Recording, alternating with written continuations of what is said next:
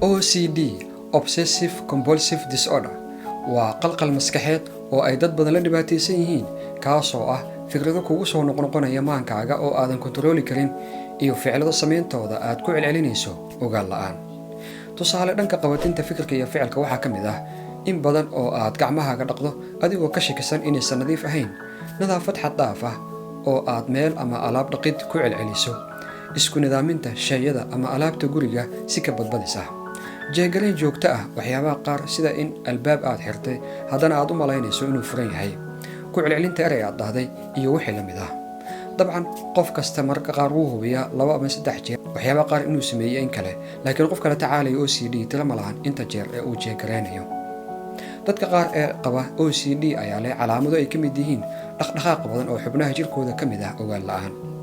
haddii aad u malaynayso inaad isku aragtay calaamadahan, waxaad u baahan tahay inaad la tashato dhakhtar ku takhasusay cudurrada maskaxda si uu kuugu qoro daaweyn hoos u dhigaya ficiladaada siyaadada ah ee aadan ka warhayn.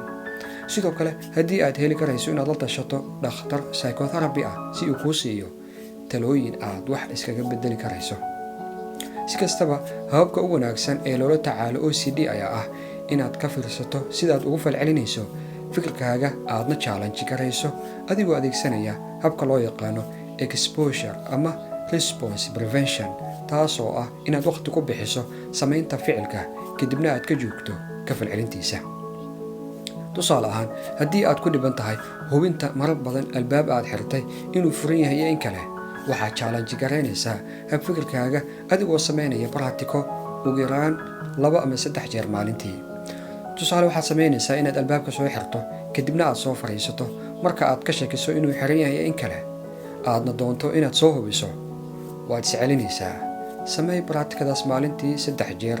haddii muddo isbuuc ah aad sidaasi ku wado, waxaa gabi ahaanba hoos u dhacaya caadadii qabatinta kuu ahayd ee hubinta marar badan shay aad samaysay. dabcan tusaalahan dhinac kasta ayaad ku dabaqi kartaa. sidoo kale, haddii aad ku dhiban tahay qabatinta ku celcelinta gacmo dhaqidda iyo wixii la mid ah, waxaad samayn kartaa inaad gacmahaaga shay wasakha ku taabato kadibna aad iska dhaqdo. marka aad shakiso inaysan weli nadiif ahayn, ka joog oo isceli inaad mar labaad soo dhaqdo. samee 3 jeer maalintii muddo 7 ah, waxaa hoos u dhacaya qabatintii ama shakigii ku celcelinta gacmo dhaqidda. dhanka kale, dadka qaar ee iyagana ku dhiban marka ay salaada xiranayaan inay ku celceliyaan Allahu Akbar ayaa habkan adeegsan kara iyagoo salaada sunnada ku baraatikeyn kara. habka exposure-ka ama inaad hal mar kaliya Allahu Akbar dhahdo kadibna aad iska celiso inaad mar labaad ku celiso. dhinac kastana waa la mid.